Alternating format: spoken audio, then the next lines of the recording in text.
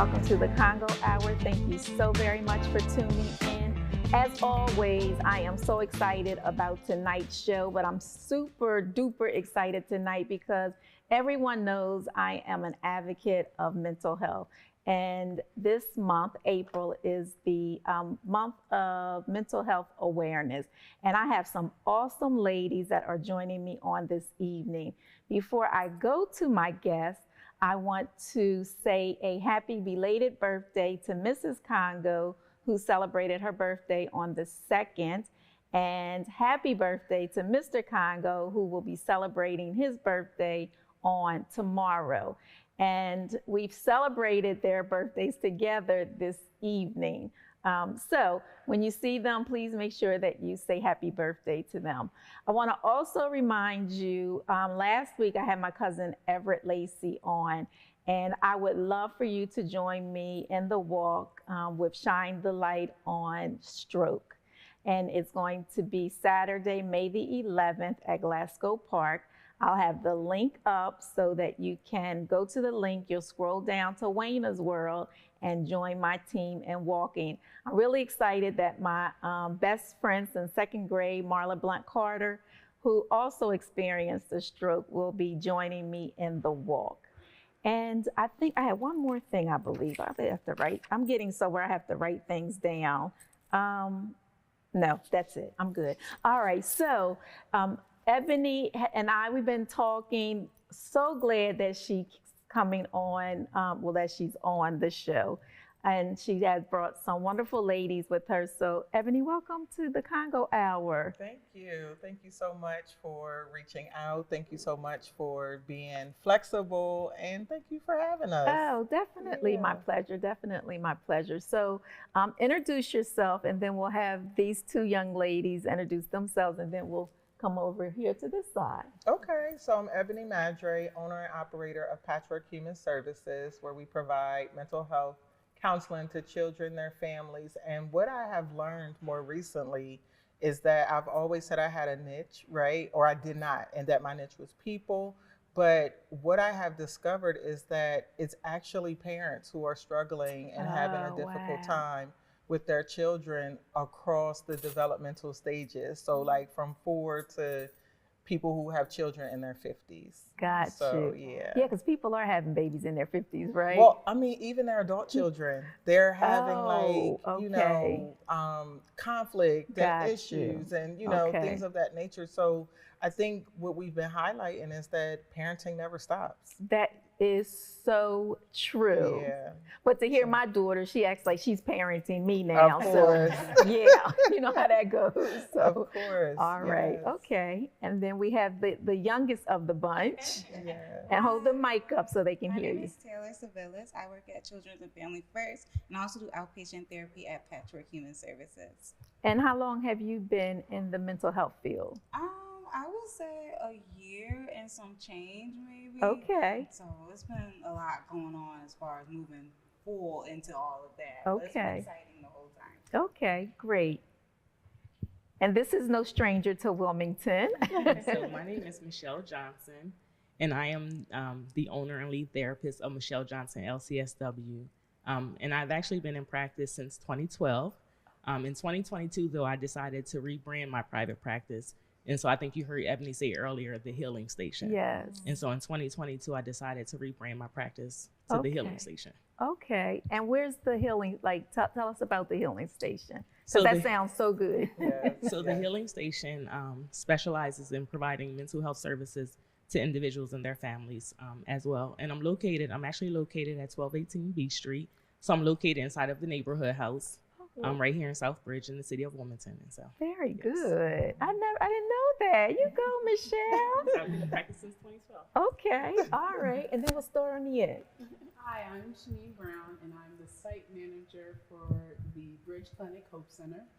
I've been in the field for a little bit, specializing in mental health and substance abuse, and I'm taking on a little something for emotional eating and body image. Oh, wow. Mm-hmm. Very good. Okay. Hello, everybody. My name is Alicia, Emmanuel. I am the Deputy Chief of Addiction Services here with the Division of Substance Abuse and Mental Health, and I am also the owner of Peace Counseling, and I'm excited to be here tonight.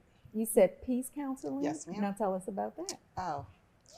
So You didn't think you were just going to slide? I kind of did. I don't know why. So peace counseling for me is really a calling. I love working with adults, and similar to Ebony, you realize that working with the parents is really key to some of the issues that are faced in the family system. So my niche tends to be working with the adults, the family, and it's just, wonderful.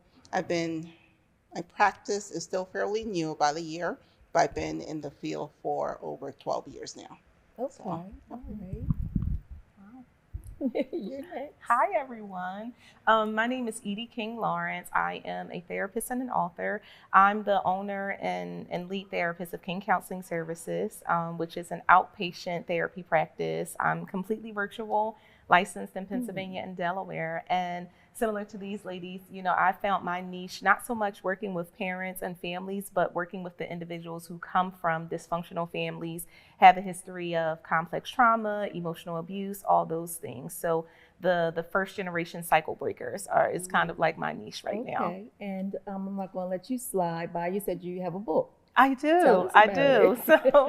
So my book is called My Peace is Most Important. It's a 31-day devotional really dedicated to helping individuals find their peace amidst the storm. So it's a memoir, but also just like the things that I've learned on the journey. And how can we purchase one? They can find it on Amazon. Okay, all right. And what's the name again? My Peace is Most Important. Okay, I won't forget that. Definitely won't, because that is my motto. Like, I don't want anybody, anything to disturb my peace. Yeah. So that's where I am. I love it. So, and I want to give a shout out to my therapist, Shay Marriott. She has a book. It's called My Rebirth Self-Healing Journal. It's very good. I don't like writing in the book, so I write in the notebook. This is an excellent book. Has any one of you, you're helping other people. Has any of you ever went to go get help for yourself? Absolutely. Okay. Still actively. You're like, wait a minute, I need some. So how did you get to that point where you was like, okay, let me go get some help? So I was going, go ahead, Michelle. So when we was coming on, we was trying to figure out the seating arrangement, and Michelle was like, I'll just be support. I'll just be moral support. No. So I knew you had something to say. I was going to say, so for me, I'm pretty big on self-care, especially being in the field of helping people. And so it doesn't necessarily have to be a problem to seek help. Absolutely. I think, therapy for me is just really about processing. Yeah. And so in order to maintain your mental state, you don't have to wait until something happens in order to seek out therapy. Absolutely. And so I think that's key for people too, to know it doesn't have to be bad. It That's can be so good. And so for me, it was just, I'm helping people. I'm in the field. I'm serving people. And so because I'm taking all of that in spiritually, I'm taking all of that in. And so I have to be able to exhale it out. Yeah. Thank you for sharing that, because there was a period of time when I was going weekly, then it became monthly, then it was like every other month, but now it's like whenever I feel like I need it. Yeah. However, by you saying that, I always wait till there's something that's going on. But life happens like every single day. Yes. So I'm gonna start making more appointments. Thank you, Michelle. Yeah, that's really good. So if you do not have a therapist, we have some awesome therapists right here on the panel. We'll have their information up on the screen so that you can reach out to any of them and get service by them. You were going to say something, Ebony. I was going to say too, like with regards to looking for a therapist. So you asked what prompted us to go, right? So for me, it was a breakup, right? And just really being off kilter emotionally, like not really understanding like what just happened. And so I sought out a therapist. And I actually went through my job's EAP, right? A lot of Okay. times people don't utilize the benefits of the EAP program because I'm like, Now, say what the EAP program is. Employee Assistance Program. Okay. Right? And so that is a benefit that most organizations offer to their employees, but a lot of times nobody talks about it. So you don't tap into that one and it kind of Right. just sits.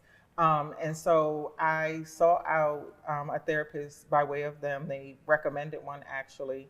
But when I got there, I didn't connect with the person that was across from me. Okay. And I found myself, and it can be challenging for therapists to find a good therapist, right? Because Oh yeah, because you're real critical, right? I found, but so, and I was trying not to be, right? But when I was in that office, I found myself saying like, okay, I know what this is. Okay, I know why she's asking this. Okay. Okay, if this was my office, I would position this there. So I completely checked out, Right. right? But I was doing so much internal work to try to be present in that session. But the connection wasn't there. So I didn't go back to that particular therapist. Okay. And so one thing I tell people is that all therapists don't operate the same, one. And two, your first encounter may not be the best, but you also don't have to stop there. You can keep looking, just like we will all look for the most comfortable shoes, right? Yes. And so it's like, it's the same thing with seeking out a therapist. That's good. But yeah. That's very good. Because I found out I've had other therapists prior to Shay, and I would get to the point where I was like kind of sick of them. I wasn't telling them the truth. Yeah. I was acting like everything was okay so Yeah. they can say you're fine. When really deep down inside, it was like I was just holding it in because I didn't feel comfortable sharing it with that individual. Right. So yeah. How about any of you ladies? So you go ahead. I would Hold the say mic that up. I definitely just started looking for therapy. Although I am a therapist, it was really hard for me to really still seek one because I feel like I could do it very right. It's like, ain't nothing wrong with me. I'm just fine. Right. And then also finishing everything a lot earlier than a lot of people my age. I always was running, so I didn't feel like I had the time to take a break to process. So that's all like a journey for me, just in general, like taking time, because I didn't always have time. I was always in school. I was always working. Yeah. It just wasn't available to me at the time. Mhm. So, yeah. But you have to schedule time for Yeah, yourself. you gotta be intentional about it, and Yeah. it's like anything else. I was more intentional about going to Pilates than I was like trying to schedule a therapist. Right. I was like, this is not making sense. Right, at all, right? Like, Yeah. You gotta do better, especially if you're like speaking this to other people. How could I really sit in somebody else's face and be like, yeah, everybody should go to a therapist, it should be great, it's gonna be fine. And I don't think that at all. Sure. So Right. that was a whole different thing I had to go through for a while. So, yeah. Okay. And how about you ladies? I'll go. I'm actually actively in therapy, and the reason why I started to go is because I want what I was given. I have an amazing therapist who definitely encourages me to take off my therapist hat, and I needed that because that role was too prominent in my life. Like I found myself being a therapist to everyone, my family, my friends, and I wanted to be a client. I wanted to be someone to put into me the way I was putting into my clients. So I love going to therapy. I love taking that hat off and sitting in the couch and Right. and allowing myself to heal. Yeah. Very good. Very good. Any of you ladies want to share anything? I guess I'll go next. Okay. You know, I can echo a lot of what was said already. But what's very interesting is the way I kind of got into it was from school. So in undergrad, they encourage you to actually have the experience of getting a therapist. And I appreciated that and never stopped. Yeah. And I say that because culturally, right, it is not the thing to talk about. You see it on Right. TV, but what are you doing? Exactly. You don't do that. We don't do that. Right. And then to go and talk about your family and all the things you're going through. Right. And very similar to Ebony, I would sit there and I'm like, I need someone to tell me I didn't have to show up a certain way. And I'm sitting there critiquing, like, if it was me, I would tell her this. Like, why don't you say this to me? Right? Like, I wanted someone to hold me accountable. But Shaneen's point too, tell me it's okay to show up authentically, me, and not the fixer. Yeah. Not the person that has to listen to your problems. Like, I've had therapists that I felt like I'm listening to your problems. Mm-hmm. Who's here for who? That part. That was one of mine. I knew all of their business. Nope. My goodness. And I am okay with being fired as a therapist if it doesn't work. Right. I encourage people to do that, to know, to be empowered. And I empowered myself to realize when it wasn't working. And that was so important. And to not feel guilty. And not feel guilty. That right there. You know, even getting help, like you mentioned, like getting help for me felt like I was taken away. I could be out here doing A, B, C, D, but I'm putting time into me. And years later, it's paying off. So, yeah. Oh, great. Wow. Thanks for sharing. Yes. I can definitely echo a lot of what everyone has said. My initial experience in therapy, it was similar to Ebony, like it was a breakup or I was just in a really toxic relationship and I had a lot of family trauma, family trauma that I was running away from. I ran away with school and work and all the things, and I landed in therapy. At the time I was pursuing my master's degree in counseling, and the thought was like, well, if I plan on doing this, why don't I go ahead and be on the other side?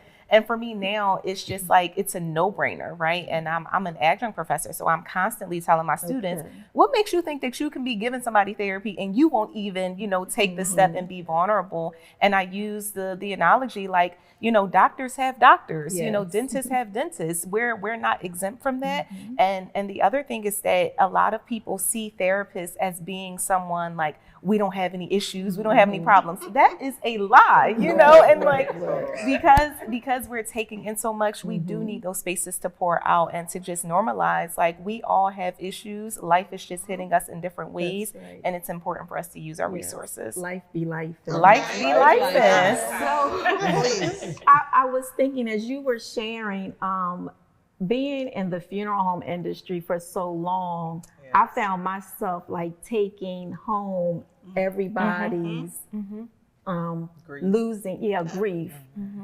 So I can see you all going there because you're taking all of everybody's dumping on you. The other thing that I wanted to talk about, you mentioned trauma.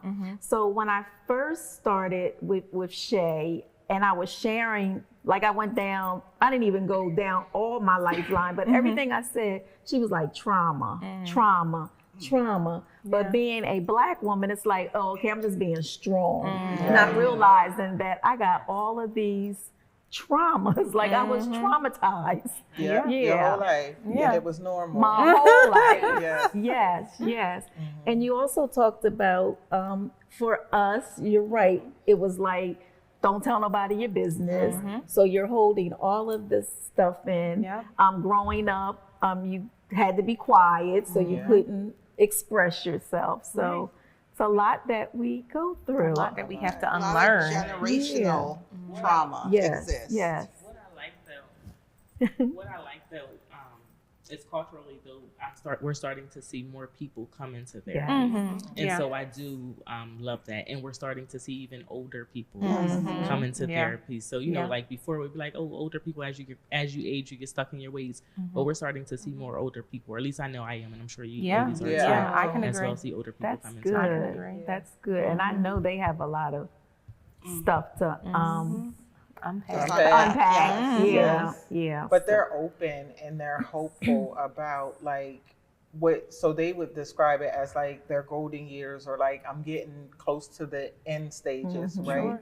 But even to be able to find purpose at this point in life is so liberating. And like, I'm a cheerleader for all of my clients, no matter how old or how young, right? And so we get real animated in our sessions. And so they walk out feeling like, I'm really gonna have to come good. see you one day. But yes, and so, I do, like Michelle said, I love the fact that we are evolving as a people. I think sometimes too, and you were probably going to get to this and I'm probably jumping ahead, but sometimes even for women though, the therapeutic process becomes weaponized, right? So then people are like, oh, you think you're better than me because you're in therapy. Right. Oh, did your therapist teach you that? Like, why do you have to defend, no matter how young or old, but especially in the older population when there's a partner, they're like, oh, you were talking about me again today in therapy? Right. Yeah, I Like, was. yeah, I was. As a matter of fact. That was the main time you were Yeah, but Yeah. I think that just being able to acknowledge that and to feel liberated and empowered and in a certain space to be able to carry that out back into the community for your children and your grandchildren to kind of see like, oh, something's different. Right. Yeah, I'm setting boundaries. Yes. Yes. Oh, You set a new boundaries. foundation. Right? The what word? The B word. Oh, Yes. the B word, boundaries. Yes, that's very good. Oh, yes. Necessary. Yes, it really is. It is. I would something I wanted to touch on something, but it slipped my mind that fast. I can't think. Give me some. Oh, shucks. Okay, triggers. That's what it is. Triggers. I found that. I mean, Shay has given me tools, and now, like, if something triggers me, I have to like figure out what triggered it in that moment, and why it triggered me. And at one time, I thought I was over some triggers, but But it's life start like, lifing. I'm like, dag, I was over that trigger, I thought I and got here over we it. go again. Yes. So let's talk about that, Michelle. You know what? I keep noticing like the headline. You know what? But I thought about it because as I listened to you speak, right, and you said I thought I was over that, and it comes back many times. We beat ourselves up when those triggers resurface, and we say, "I thought I was over that," and it's like, no, but have some grace because life be life, and so just because you're doing, I mean, you're still doing the work. Just because it happened again doesn't mean you weren't doing what you set out to do. You were still doing the work. And so I was just going to say have grace. Yeah. Because many times we beat ourselves up. That when is my thing favorite word. resurfaced. Grace. Yes. Well, Definitely. I definitely love what you said about the grace, right? For me, I tend to tell my clients that we all are in a process of healing or recovery when you're engaging in this process, right? Whether it's setting boundaries, because those are hard to set and keep with individuals, typically the ones closest to us, because they're the ones that know how to trigger us, whether they're making the attempt or not. And a lot of times I think we get to a place where we think we've gotten over it. So I'm healed versus I'm healing, right? Because new things come up, whether it's a breakup, whether it's changes in your family dynamic, whether it's grief, because grief is one of the hardest things that we deal with. And a lot of times we deal with it differently depending on who we have lost, right? Especially when you were mentioning like your experience. You're taking on so much every day. And to have to be professional, but also attend to the needs, right? And the steps that have to be taken. But that person in front of you has a loss. And maybe they don't know how to handle it yet. Maybe they haven't processed it yet, right? Because for me, working with my therapist, grief is probably one of the biggest things we focus on. One of the biggest things, because it looks different day to day for me. So. And it's never ending. I think that's the other part with grief, right? People are like, you should be over that by now, or it's been X amount of years. No, there's no period. That's so true. Grief. I think it also goes back to the idea that we never get done being triggered. I think if we could give ourselves that thought process, you'll always be triggered by these certain things, but at some point in time, you'll have the tools to not be as loud about being triggered. And that's when you know you're really doing the work. But the idea that everything comes back, and it's okay. And once we get to a space to normalize going back and forth, because I think that's where a lot of people get upset. Like, I should be done with this. I should be here. No, this is what's going on right now, and it's okay to sit in that. And that's the hardest part, to sit in whatever's going on in the moment. You talked about I know you talked about grief, and back in '91, I was 8 months pregnant, and I lost my daughter. She was stillborn. And it's crazy how every year around that time I get triggered. I'm not as emotional about it. This year, it was March the 22nd. I didn't go to the cemetery. I normally go to the cemetery and put flowers, but I'm trying to, I know she's not there. She, you understand what I'm saying? So it's like, do I keep putting myself through that?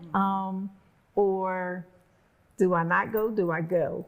That's what I do, right? And so I think whatever feels good for you, right? And it could be a way to say, you know what, I want to finally release you, right? And so, and if that's it, you can create whatever that ceremony is going to look like for you, right? But it doesn't mean that that goes away. That was a part of you, Right. You know what I mean? She was in your womb, Right. and so if you want to go to the cemetery and put flowers, go to the Go to the cemetery. cemetery. Don't stop because society or people say, well, Waynna, it's been X number of years. You should be like moving on. No, that was a part of me. Right. You know, and that memory lives on as long as you have breath in your body. Right. So it's like your process is just that. It's yours. Yes. So it really depends on what it is that you want to do. Okay. That's what I was going to say. It depends on you. And the other side of that is, if you decide you want to keep going, that is okay too. It really is whatever you decide for yourself, because grief does look different for each individual. So and you don't have to defend it. Yeah.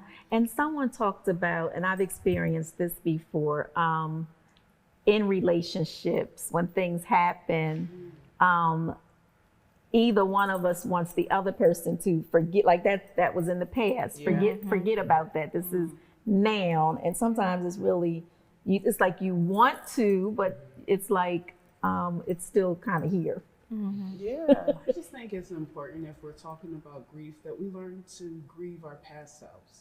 Because a lot of times we don't, you know, like who we were. Yes.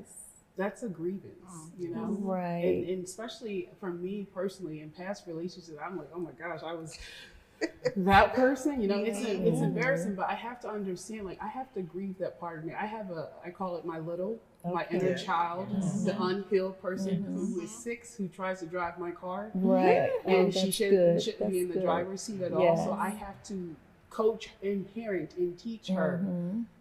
A 6-year-old, I'm 36 now. Right. You know, I have to reteach my 6-year-old self how to develop into a woman. And so when we talk about grieving, I like to focus on the self, because a life is like a system where we come in knowing we're going to lose people, but we never expect it. But we never really expect to lose ourselves, and that's who we really lose. That's really good. That's good. That's very good. Yeah. Yes. Yeah. Ooh, I lost myself so many times. And that part is okay. It's a process. It's the evolution, right? And so, and sometimes things go in order, and other times they're jumping all over the place. But it goes back to that grace. The same grace we will offer others, we need to have for ourselves. Yes. I always say therapy is a journey. Yeah. You know? And, I mean, and allowing it to be that. So it doesn't have to be a starting point or an ending point. Yeah. Right. Yes. Okay. All right. I want to go, we'll start with you, and we'll then go over here, but we'll end with Ebony. Okay. I want you to just share something that's on your heart with our viewing audience, anything that you want to share. It doesn't matter what it is. And you can look into that camera right there. You know the word healing, you always will be. Healing isn't, like we said in the conversation, is not a linear process. Just encouraging people. I always say I'm a hope dealer, because I love to sell hope, and I just want people to feel encouraged that it doesn't matter if your situation is good or bad, that you are worth healing. And imagine yourself, I'm all on imagery therapy at this point, imagine yourself being the best version of yourself, and expand that thought, expand it to your wildest imaginations. I think as we get older, we lose our imagination. Keep it, play with it, and picture yourself as big and happy or free as you want, and don't limit that. So you're worthy of healing. Wow. Thank you. Well said. Yeah. I have to go next. I would say give yourself grace. When you talk about boundaries, it is very difficult because the people closest to us, like I said earlier, tend to be the ones that break those boundaries, and we allow it, right? And it's okay to reestablish what that boundary looks like, even with yourself. And to give yourself a peace of mind, sometimes you have to remove people from your orbit for a while, right? And you don't have to apologize for it. In order to put that boundary in place and be at peace, it does mean separating from things that maybe were helpful in the past, people who were, but maybe they don't serve that purpose today in your life. And it is okay to be at peace. I love that. Thank you for sharing. I'll just pass along what I'm learning in this season of my life, and that is really that life is a journey. I love that Michelle said earlier that therapy is a journey and life is a journey. It is not about perfection. It is about progress. It is about learning levels. And you know, when we talk about triggers, when we talk about all these different issues, the things may come back and life will test us, but it gives us the opportunity to be able to see where we are, to be able to practice these new skills at different levels. So I say all that to say is just to stay encouraged. You know, every single day we wake up and we have a new opportunity to do things just a little bit differently. And the worst place to be is where we were last year. So just be consistent with doing the next best thing for yourself. Very good. Thank you for sharing. Thank you. Thank you for letting me share. You're welcome. So I would just say to have grace for yourself, be patient with yourself, and accept people for who they are, and you know, deal with them accordingly. Yeah. Many times we try to change people and make them become who we want them to become, but you know, it's less stressful when we decide to accept people as they are and, you know, deal with them accordingly. I heard a quote one day, a week ago, maybe in church, and it kind of stuck with me. And it said, the pastor said that properly placed people prevent problems. And that was just so big. And so I would say to the people out there, you know, to give yourself grace and to have patience. And when you find yourself misplacing people, you know, set boundaries, get back on track and properly place them and deal with them accordingly. But most importantly, like, really do have grace and patience with yourself. Very good. That's good. Yes. Oh, okay. So everybody said what they said. I'll just say that you are perfectly imperfect in a way that nobody could love you the way that you love you. So it's important for you to explore what you really love, because it's hard to tell people what you want if you don't know. I think a lot of us have that problem where we're telling people, oh, I want you to love me this way, I want you to love me that way, but we don't really know how we want to be loved. So overall, just love you so that you can, you know, tell people clearly how you would like to be loved, and things could go even better than you imagine. Very good. Good job. And I would leave everybody with this. One, these are my girls, right? My sisters, you know. I think that they all kind of echoed every thought that I had. But I would say, keep in mind that life will continue to life, right? And as long as life is lifing, that lets us know that we still have breath in our body and that we have an opportunity to do something different, to get it right. You know, I think the biggest misconception is that so many times we feel like we have more time, and we take for granted the fact that we don't. And so it is important that we live each day according to, I'm gonna say, God's will. And I bring up God a lot in therapy, but according to God's will, because if we are operating in His will, there's very little wiggle room for those mishaps. But then when those mishaps come, have grace, you know, forgive yourself, tap into that little person that was injured, wounded, you know, tap into that little person and go back and reach back for him or her. And I think that that's how we kind of get through the challenges of life. And again, mental health is everything, because if we're in our right minds, then we can all operate in our right hearts. Very good. Yeah.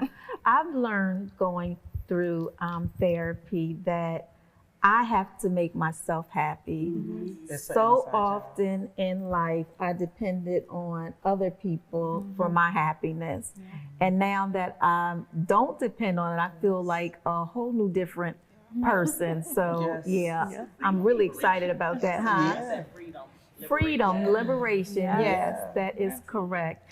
I want to share one of Shay's parts in her book. It's to make a commitment to yourself.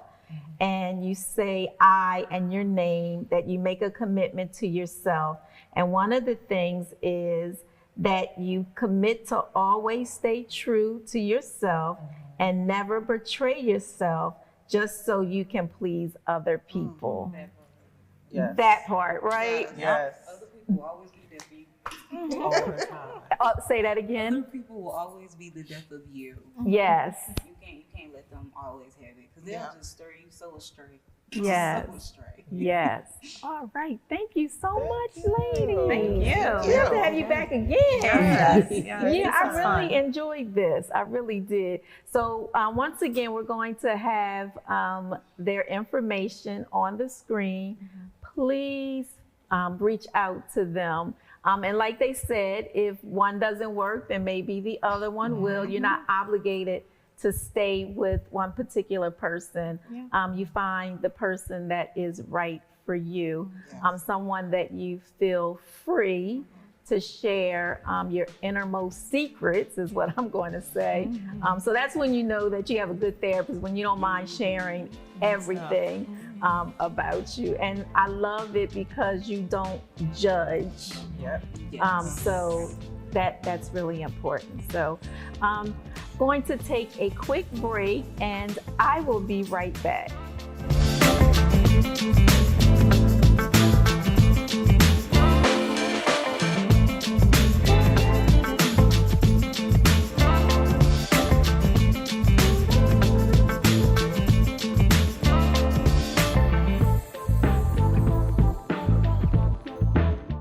DETV has been Delaware's premium provider of creative digital and broadcasting solutions that bridges communities and connects people. We create great stories for all audiences. We deliver independent news throughout Delaware. We are digital platform innovators. And we develop marketing and sales solutions so you can stay connected to your audience. Now, why do we do what we do here on DETV? We do it because we care. So, keep watching and follow us on all of our social media platforms. Remember, DETV, online, on air, on time. Good evening and welcome back to the show. I pray that you got something out of my conversation with those that are in mental health. And once again, I truly encourage you, as we talked about, it doesn't matter what age you are, male or female, please seek someone, a therapist. And I will have the information up again on the screen for you to reach out to them. Also, I'll have them place up on the screen how to purchase Shay's book. This has really helped me. It gives you tools on just dealing with life. And as I shared, I don't physically write in this book. I have another journal that I write because you evolve, things change, life. So make sure that you purchase this book. I also want to, of course, this is the Congo hour, so I'm always going to push the importance of pre-planning your funeral services. So if you or someone you know would like to pre-plan their funeral, please give Kim a call at 302-652-8887. 302-652-8887 to schedule your appointment. And last but certainly not least, if you are interested in becoming a homeowner, I would love to serve as your realtor. And if you're looking for somewhere to move, or if you would like to sell your home, please give me a call. I actually have 2 very nice homes that are on the market for sale. So if you would be interested, please give me a call at 302-521-7325. 302-521-7325. I want to say another happy belated shout out to Mrs. Congo, who celebrated her birthday on the 2nd, and happy birthday to Mr. Congo, who will celebrate his birthday tomorrow. However, we had a celebration tonight to celebrate both of their birthdays. We appreciate all that they do and have done and will continue to do in the community. Keep Trippy in your prayers. Council is having budget hearings, and sometimes I know it can be very stressful. So please keep Trippy in your prayers. And on that note, I did a soft announcement a couple weeks ago, but I am going to be running for Wilmington City Council at large. And I am so excited to continue to serve in the community as I have been doing already. And if you would like to assist me with my campaign, I would love for you to give me a call. My number again is 302-521-7325. 302-521-7325. And I want to give a shout out to another one of our Congo viewers, Miss Linda Marks. Miss Linda reached out. She always reaches out to give encouraging words. So I truly appreciate you, Miss Linda. We're going to show a clip from last week because I really, really want you all to come out and walk with me with Shine the Light on Stroke, which is going to be Saturday, May the 11th at Glasgow Park. We're going to have the link up on the screen. You'll have to scroll down to Waynna's World to be on my team to walk. And right now, registration is only $35, and all of the proceeds will go to resources to help with awareness on stroke. I pray that this week is the best week of your life. Good night.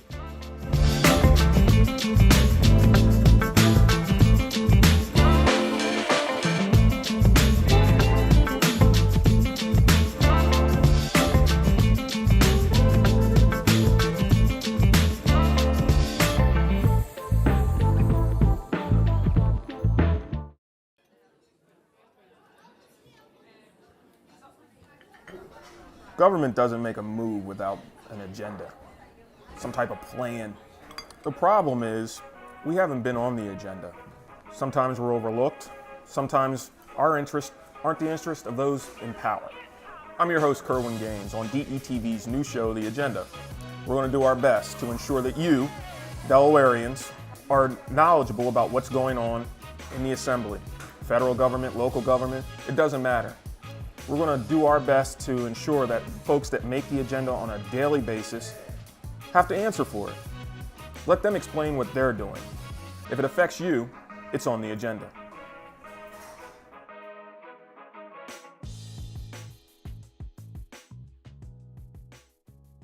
Let's talk more about the actual 5K walk and run. We'll have the information up on the screen so that people can, I want you to give, even if you can't come and walk, or sponsor someone to walk. What time does it start? 9 a.m. 9 a.m., okay. And what else can people expect there? I know we're gonna have a DJ. Yes, we want it to be a big celebration. Yes. What about the sponsors? No, I can't get it. Take your time. You can get it.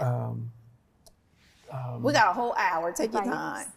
Oh, we partnered with Move to Include, and they're going to have, they have adaptive running chairs. So any of our stroke survivors that aren't able to walk, run, have a wheelchair, they can be part of the event in that way. Yeah. It's really inclusive. Yes. Yes. Try to be really inclusive, keeping everyone in mind. It's a flat park, which is good, no hills, so. Yes. Very beautiful park. Yes. And like Bridget, ample parking. Yes. Yeah. Yes. Yes. Yeah. Like Bridget said, you know, we want to bring the community together, local businesses. So we're going to have a bunch of different tables of sponsors, you know, just really promote awareness, resources, prevention. Okay. Yes. Okay. We have a raffle that we've been working hard on. All Really right. exciting. Yes. This is big. I Everett. know. His first one. I know. I know. Yes. It's not. It's. I really like it though. I really do.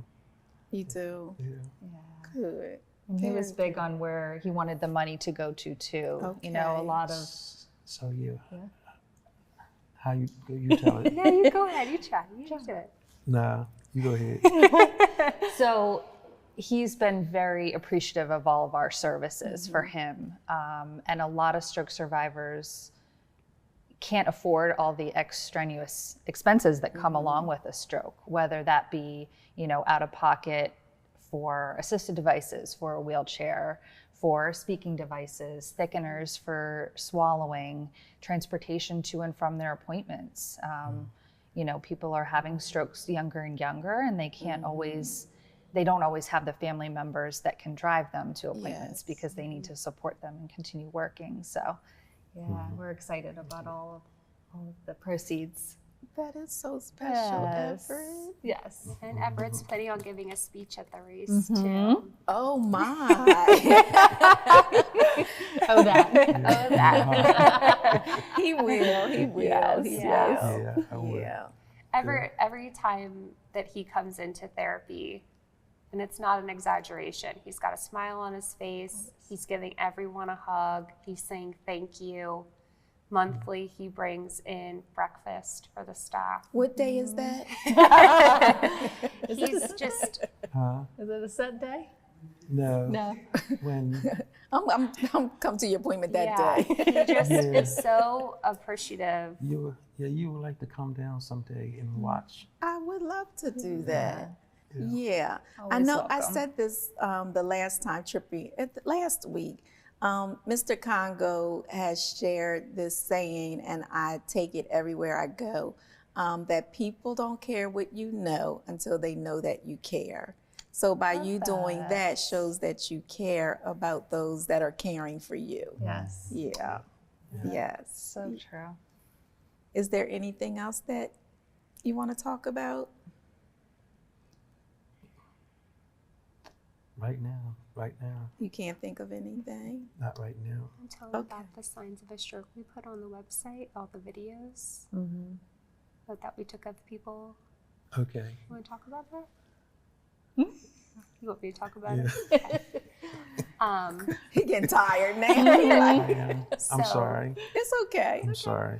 Part of the initiative is to educate the community, and a lot of times we notice that our patients come in and explain that they didn't know they were having a stroke, the first signs of a stroke. And so one of our initiatives has been taking all of our patients and compiling a video of each of their stories and what their signs were when they were having a stroke, so that anyone watching it can understand how it can look different person to person.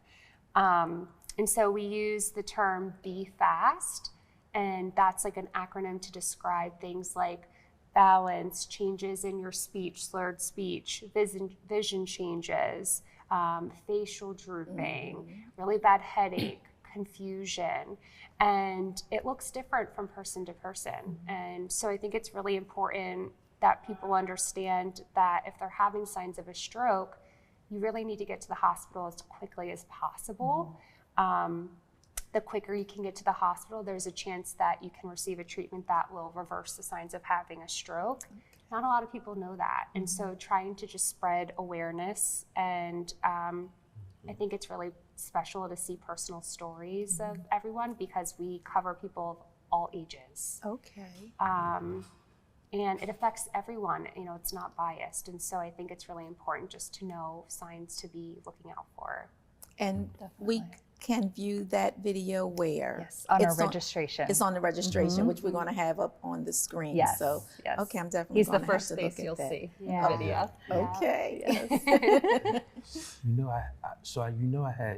I had two. Yes, I do. Two, and the first time everything was really pretty. It wasn't until the next one that's when I got my Your speech. yeah, and yeah. So Yeah. You've been doing great though. pretty good. Yeah. Very good. He's a hard worker. Very. Yes. Very. Yeah.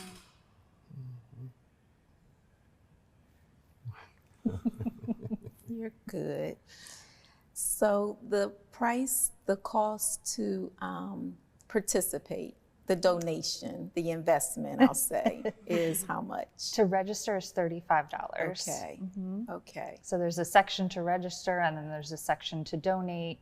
There's also a part of the page where you can create a team, like you said, to have everybody join together. You can create a fundraiser. Okay. All right. Okay. Is there anything else that you would like to talk about before we go? We touched on it. Did we touch on everything? Yeah. Anything else, Sev? Not right now. It wasn't until later on I'll be like, oh. I wanted to say that. I just want to say that I had a good time today. Oh. Yeah. I appreciate you for coming, Thank you. because not everyone is willing to share their story.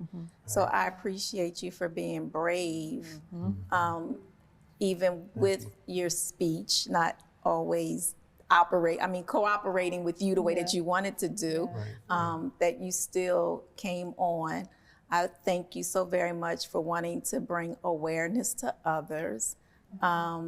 And just being the person that you are. You've always been very special, so thank you. I love Thank you. Love you too. Okay, all right. And Bridget, I want to thank y'all again so very much for taking care of Everett. And I want to personally thank my cousin Cindy for all that she does, because it's a sacrifice. You know, No, it's a pleasure. Caregiving is no joke. Yeah, so kudos to cousin Cindy as well. All right, well, thank you three for coming on. Thank you for having us. You're welcome. Everett's in glory with y'all two sitting next to him. He like, keep on talking. But yes, I look forward to seeing you all. Please, please, please support this very important run, raise, shine the light on stroke. Once again, it's going to be Saturday, May the 11th. It's going to begin at 9 a.m. It's at Glasgow Park, which is on Route 40. And I look forward to seeing you there. If you have any questions, the information will be on the screen for you to reach out.